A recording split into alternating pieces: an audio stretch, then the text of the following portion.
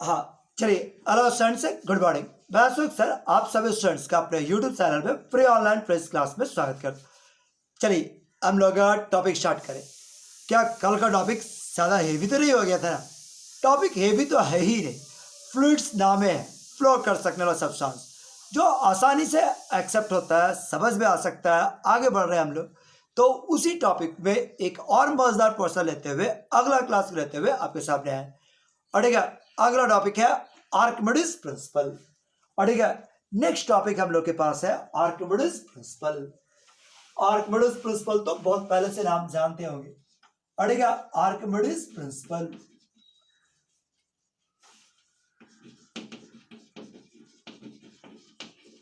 Archimedes principal, क्या आप Archimedes principal का नाम सुने? क्या आप आर्किमिडीज प्रिंसिपल का नाम सुने? और ठीक बस, क्या आप टॉपिक ये जानते हैं कि कोई भी ऑब्जेक्ट को अगर लिक्विड में डाला जाए, पानी में डाला जाए, तो कुछ लिक्विड जो है अड़ेगा, कुछ लिक्विड जो है पानी में तैरता हुआ रहता है, कुछ पूरा डूब जाता है, कुछ आधा डूबकर आधा तैरता है। ऐसा क्यों होता है? ऐसा क्या गुण है कि कुछ लिक्विड पानी के अंदर चल रहा है, कुछ सॉलिड लिक्विड के अंदर चल जाता है, कुछ सॉलिड जो है वो पानी में तैरता रहता है, कुछ ऊपर उतर के तैरता है, कुछ ज्यादा डूब के तैरता है? ऐसा क्यों होता है? ऐसा क्या खासियत है सब में? इसका क्या रूल है? इसको जानने के लिए एक प्रिंसिपल डिस्कस किया गया, आर्किमिडीज प्रिंसिपल। आर्किमिडीज प्रिंसिपल, और ठीक है, आर्किमिडीज प्रिंसिपल के अंतर्गत रूल क्या था? जो आर्किमिडीज नाम के साइंटिस्ट है वो बताए कि when a object is immersed fully or partially, when an object is immersed fully or partially inside the liquid, then it experiences a upward thrust called buoyant force, upward thrust or buoyant force, ठीक है, whose value is numerically equal to the weight of the displaced liquid। जो liquid solid के द्वारा जो liquid displace किया जाएगा उसके wait के बराबर होगा। फिर से बात करते हुए कि व्हेन ए ऑब्जेक्ट्स, क्या बोले कि when a solid is object partially और fully inside the liquid, then it experience a upward thrust. तो ये अपवर्ड थ्रस्ट अनुभव करता है, बॉइंट फोर्स अनुभव करता है, whose value is numerically equal to the weight of the displaced liquid। तुम चाहो तो लिख सकते हैं मेरे साथ कि when a solid object is immersed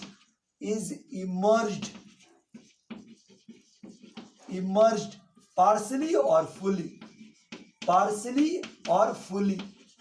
पूरी तरह से आधा या पूरा, fully inside the liquid,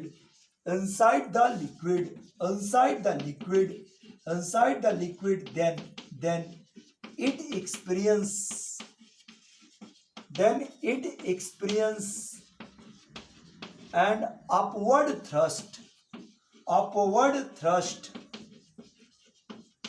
called buoyant force,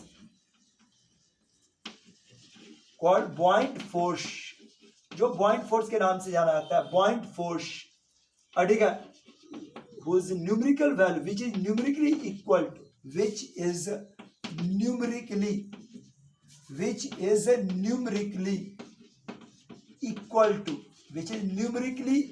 to weight of the displaced liquid, weight of displaced liquid, ठीक है, डिस्प्लेस लिक्विड के वेट के बराबर होता है। पता क्या आप ये समझते हैं बस कि when a solid object is emerged partially और फुली इनसाइड द लिक्विड, जब कोई सॉलिड ऑब्जेक्ट को किसी लिक्विड के अंतर्गत डुबाया जाता है पूरा या अंशतः या पूर्णतः, तो उस पर एक अपवर्ड थ्रस्ट, बॉइंट फोर्स लगता है जो उसके द्वारा डिस्प्लेस वाटर के वेट के बराबर होता है। ठीक है बात, जो वाटर के द्वारा डिस्प्लेस, जितना भी वो लिक्विड डिस्प्लेस करेगा उसके वेट के बराबर होता है, numerically equal to the weight of the displace liquid. क्या ठीक बस, कभी भी कोई ऑब्जेक्ट को पूरी तरह से या आधा अधूरा पानी में इमर्ज किया जाता है, डूबा रहता है, तो उस पर एक अपवर्ड थ्रस्ट लगता है जिसका वजन उसके द्वारा डिस्प्लेस, ठीक है बस, जिसका अपवर्ड थ्रस्ट लगता है जिसका वैल्यू उस ऑब्जेक्ट के द्वारा डिस्प्लेस लिक्विड के वेट के बराबर होता है। मतलब इसको नोट कर लिया ना? अब इसको फिगर में देखो, जैसे कि अगर मान लो कहीं पर एक लिक्विड है, ठीक है, कहीं पर इस तरह का लिक्विड है, अगर हम किसी ऑब्जेक्ट को इसमें डुबाएं, किसी ऑब्जेक्ट को डुबाएं, मान लो ऐसा कोई ऑब्जेक्ट है, ये डिस्प्लेस किया गया, ठीक बस, तो यहाँ पर ये जो तुम्हारे पास वॉल्यूम दिखा रहे हैं, ये है कुछ नहीं, मतलब सॉलिड का पोजीशन जो अंदर डूबा हुआ है, ठीक है। तो हम बोले कि ऑब्जेक्ट पर एक बॉइंट फोर्स लगेगा जो इस पर लगने वाले, ठीक है, इसके द्वारा डिस्प्लेस वाटर के वॉल्यूम के वेट के बराबर होगा। तो हम लोग बोले ऑब्जेक्ट पर लगने वाला बॉइंट फोर्स का वैल्यू कितना होगा, तो इस पर लगने वाला बॉइंट फोर्स का वैल्यू होगा wait of the displace liquid, weight of displace liquid के वजन के बराबर। अब वेट बराबर मतलब mg, ठीक है, mg mass of the displace liquid, और g मास बराबर क्या होता है, volume into g, volume into density into g। किस चीज का वॉल्यूम, जो लिक्विड डिस्प्लेस हुआ, कितना डिस्प्लेस हुआ, सॉलिड का जितना वॉल्यूम अंदर घुसेगा उतना डिस्प्लेस होगा, सॉलिड का जितना वॉल्यूम डूबेगा उतना ही। तो हम ऐसा कर सकते हैं कि volume of the immerse solid, जो सॉलिड डूबा हुआ है, ठीक है, उसका वॉल्यूम और रो और जी के बराबर होगा। सो बुयांसी फोर्स का वॉल्यूम फॉर्मूला आ गया, we of the immerse solid, density of the liquid, ये लिक्विड का डेंसिटी है, और ये जी, ठीक बस, volume of the immerse solid, ये लिक्विड था, जो लिक्विड उतना ही डिस्प्लेस होगा जितना पानी का, जितना सॉलिड का वॉल्यूम अंदर घुसेगा, volume of immerse solid, density of the liquid, और ये जी। क्या ये आप जानते हैं, बस हो जाए बस। चलिए नेक्स्ट, यही आपका आर्किमिडीज प्रिंसिपल, किसी भी ऑब्जेक्ट को तैरने का सिद्धांत यही, ठीक बस, तैरने का सिद्धांत इतने कि जो डिस्प्लेस लिक्विड है, डिस्प्लेस जो कोई भी ऑब्जेक्ट को पूर्णतः यहां से डुबाया जाता है, उस पर इतना बॉइंट फोर्स काम करता है, क्या बढ़ेगा। और इसी के सिद्धांत पर कोई ऑब्जेक्ट पानी में तैर सकता है, कोई ऑब्जेक्ट पानी में तैर नहीं सकता है, तैर सकता है और नहीं तैर सकता है, इसी के सिद्धांत पर, ठीक है। तो हमारे पास इसी के आधार पर आया है law of flotation,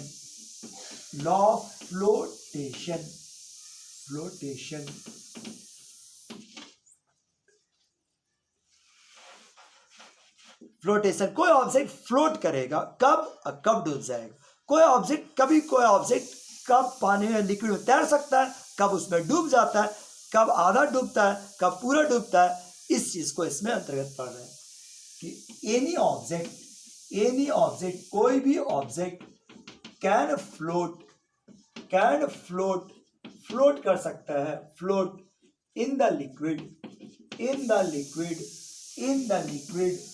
only when, केवल तभी, व्हेन, अड़ेगा अपवर्ड थ्रस्ट, बुयांसी फोर्स का जो वैल्यू होगा is equal to weight of the solid, अड़ेगा जब बुयांसी फोर्स और वेट ऑफ सॉलिड बराबर हो जाएगा तो सिस्टम इक्विलिब्रियम में हो जाएगा और ऑब्जेक्ट तैर सकता है, रुक सकता है। तो तैरने का एक ही सिद्धांत है कि buoyant force is equal to weight of the displace liquid. क्या है, ठीक है, buoyant of the displace liquid, buoyancy force का value, volume of the immerse solid, density of the liquid, और ये हो गया जी। वेट ऑफ द लिक्विड, ये पूरा weight of the whole solid, पूरा निकला हुआ है, अंदर है total volume, density of the solid, density of the solid, ये भी सॉलिड और ये आपका जी। तो यही इसका सिद्धांत है। और बस कि आपका वी आई रो एल बराबर वी एस रो जी के बराबर होगा, तभी कोई ऑब्जेक्ट फ्लोट कर सकता है, ठीक बस। अगर तुम्हारे पास बुयांसी फोर्स का वैल्यू वेट के बराबर होगा तभी कोई ऑब्जेक्ट पानी में तैरने का एक ही सिद्धांत है, लॉ ऑफ फ्लोटेशन। अब रियल लाइफ में अगर बात किया जाए, कोई लिक्विड को डाला जाए, कोई सॉलिड को अगर लिक्विड में डाला जाए तो तीन सिचुएशन हो सकता है, और उसको एक बार एक एक करते हुए स्टडी करें। ठीक है, देखो हम यही चीज को दिखा रहे हैं, इंपॉर्टेंट कंसेप्ट का या इंपॉर्टेंट रिजल्ट, ठीक है। when a solid is placed in the liquid, when the solid is placed in the liquid, जब कोई सॉलिड को किसी लिक्विड में प्लेस किया जाता है, placed in a liquid, then three cases arises, then three cases arises, तो तीन सिचुएशंस अराइज होता है। अड़ेगा जब इसमें तुम्हारे पास सिचुएशंस ऐसा होगा तो तीन सिचुएशन अराइज हो सकता है।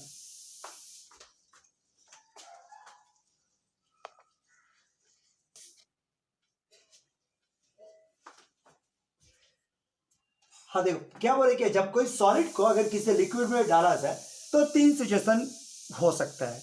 कौन सा तीन सिचुएशन हो सकता है, कैसा होगा, इस चीज को हम एक करके डिस्कस करें। पहले कि अगर तुम्हारे पास व्हेन अड़ेगा रो एल पर लिक्विड का डेंसिटी ज्यादा रहे सॉलिड से। दूसरा कि व्हेन अड़ेगा डेंसिटी ऑफ द लिक्विड्स, देखो density of the liquid is equal to rho S के बराबर। और तीसरा कि व्हेन डेंसिटी जो लिक्विड का है वो सॉलिड से कम रहे। अब देखो इन तीन सिचुएशन में क्या होगा। पहला स्थिति सब देखो, अभी हम लोग जस्ट पीछे डिस्कस किए थे कि volume of the solid, density of the solid बराबर वॉल्यूम ऑफ द इमर्ज और density of the liquid, emerge solid और डेंसिटी ऑफ द लिक्विड। बोलो याद है ठीक है। अब तुम्हारे पास सॉलिड का ऐसा, अब Vs बाई वी इमर्ज, मतलब वी इमर्ज का वैल्यू ले लेते हैं तो वी इमर्ज को निकाल लेते हैं तो Vs और rho S by rho L, बताओ rho S by rho L. एक एक करते हुए शुरुआत की। अगर रो एल का मान ज्यादा हुआ, तुम खुद यहां से निकाल सकते हैं, हम केवल इसको लिखा करें। अगर रो एल का मान ज्यादा, दोनों रो एल लिख दिए, रो एस देखो पहला में अगर रो एल ज्यादा हुआ, ऊपर वाला ज्यादा हुआ अड़ेगा, तब तुम्हारे पास क्या होगा, इमर्ज सॉलिड का जो वॉल्यूम होगा वो Vs, मतलब इसका वैल्यू इससे बड़ा आ जाएगा। जो इमर्ज सॉलिड का वॉल्यूम जो तुम्हारे पास है वो Vs से ज्यादा होगा। अड़ेगा बस जो इमर्ज सॉलिड का जो वॉल्यूम होगा वो Vs का ज्यादा होगा, मतलब एक Vs का वैल्यू थोड़ा इससे डिराइव नहीं कर सकते। तीन सिचुएशन, अगर तुम्हारे पास रो एल का मान रो एस से ज्यादा हो, लिक्विड का डेंसिटी ज्यादा होगा, तो तुम्हारे पास object is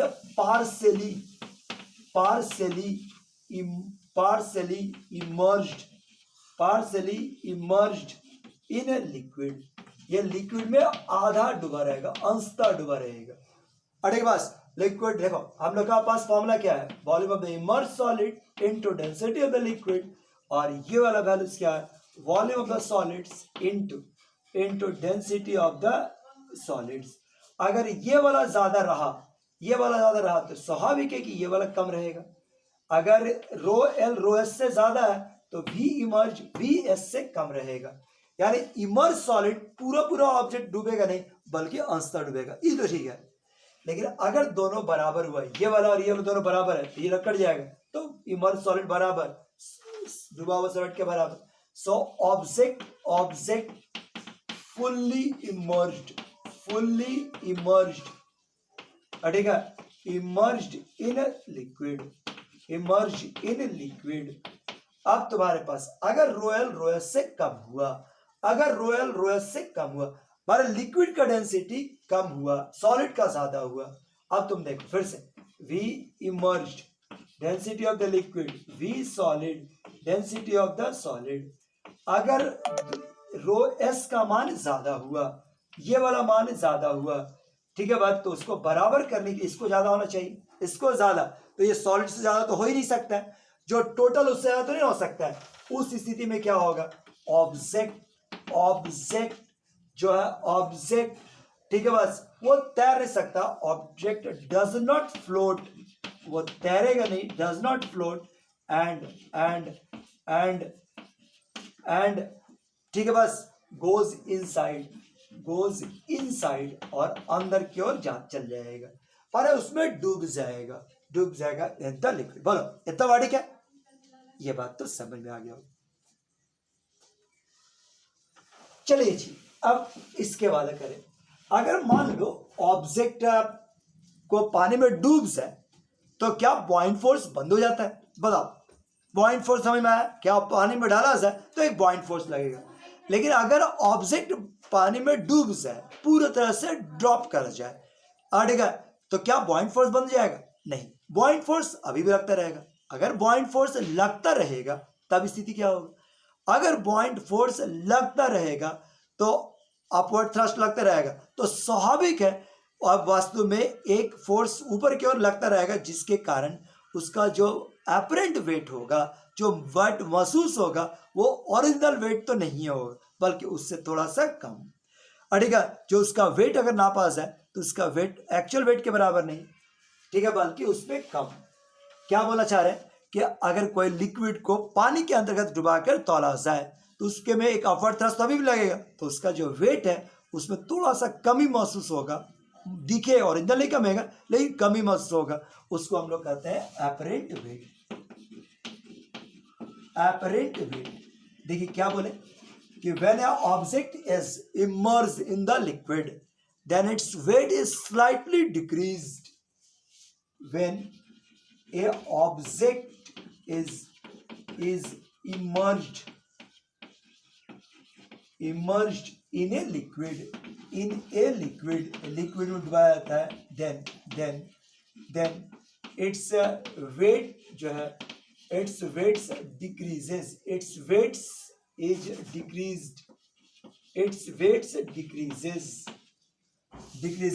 due to buoyant force.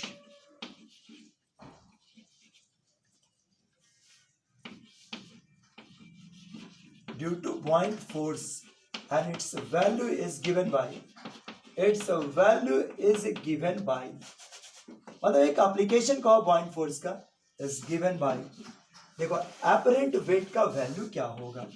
Wait apparent बराबर क्या हो गया? वेट एक्चुअल माइनस अड़ेगा actual weight minus apparent weight का जो वैल्यू होगा वो actual weight minus buoyant force के बराबर होगा।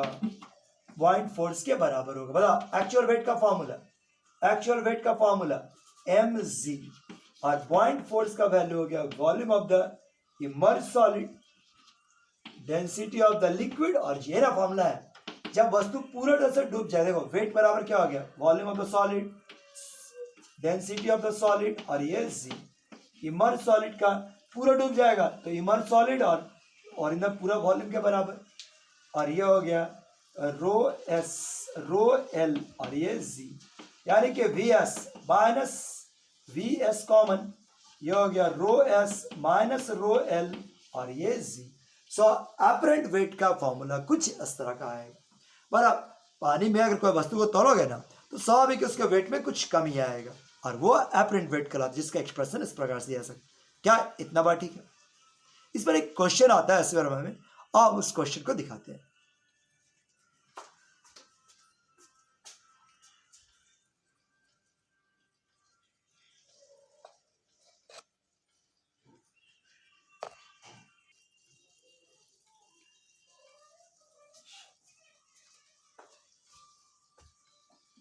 हाँ चलो, ये जो क्वेश्चन आपके सामने लिखे देखो, बोले इस वर्मा का एक क्वेश्चन है।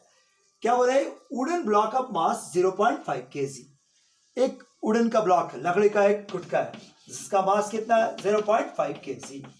अड़ेगा अनडेंसिटी, इसका डेंसिटी दे दिया है कितना? 800 kg पर metre cube.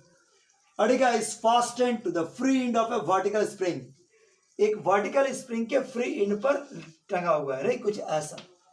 Of spring constant के का वैल्यू कितना है? 50, और इसका एक एंड फिक्स है बॉटम पर। If the entire system is emerged in water, अगर पूरा सिस्टम पानी के अंतर्गत अड़ेगा मौजूद है तो बताइए स्प्रिंग में कितना स्प्रिंग बैलेंस होगा? पूरा अपरेंट वेट पर डायरेक्ट नहीं है लेकिन अपरेंट वेट का ही क्वेश्चन है। अड़ेगा find the spring balance, find the elongation of the spring. बताइए स्प्रिंग में इसका इलोगेशन दिखा दीजिए। Find the spring, find the elongation of the spring.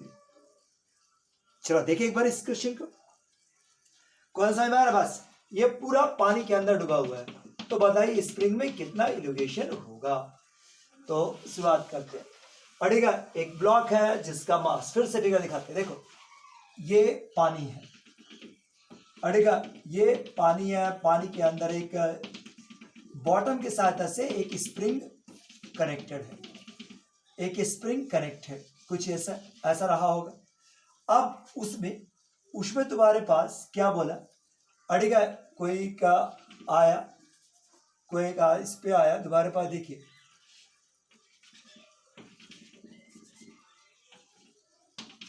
अड़ेगा इसमें तुम्हारे पास स्प्रिंग है, स्प्रिंग के सहायता से एक ऑब्जेक्ट को अड़ेगा यहाँ पर से, देखिए ये वाला फ्री एंड था, यहाँ पर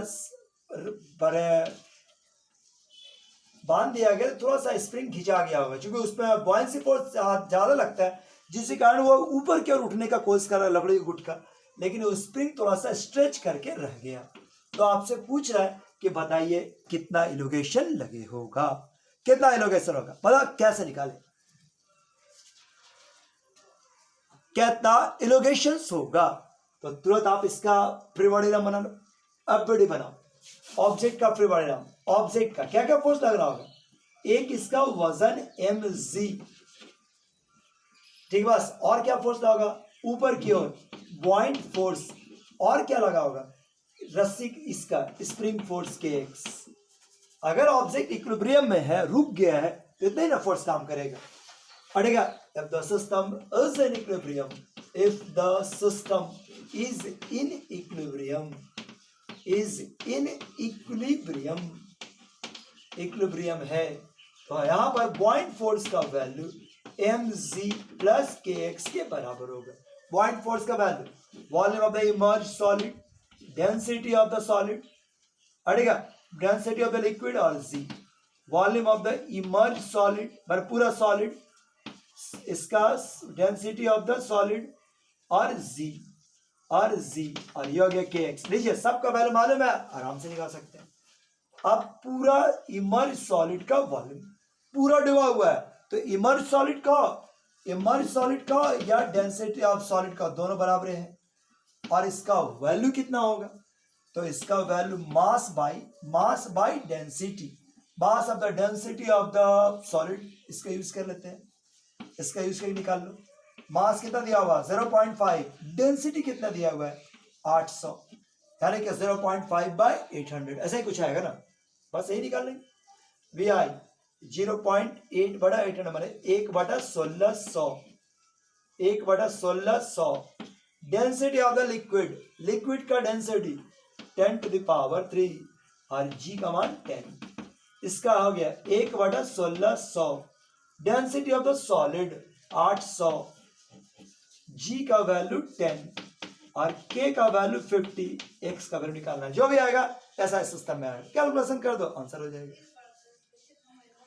इसको इधर लाओ, ये वाला बैलेंस कितना हो गया 10, 160 इधर लाके 160 कॉमन, 1000 माइनस 800 यानी कि 200 बराबर 50x, ये और ये काटे तो 4, 100 x का वैल्यू बिठा दे अड़ेगा 100 x का वैल्यू, देखिए यहीं पर बिठा रहे, 100 x बराबर क्या हो गया 4/1/16 यानी 1/40 मीटर, 1/40 मीटर मतलब 100/40 सेंटीमीटर, ये वैल्यू इतना 2.5 सेंटीमीटर, मतलब इलोगेशन हो जाएगा 2.5 सेंटीमीटर।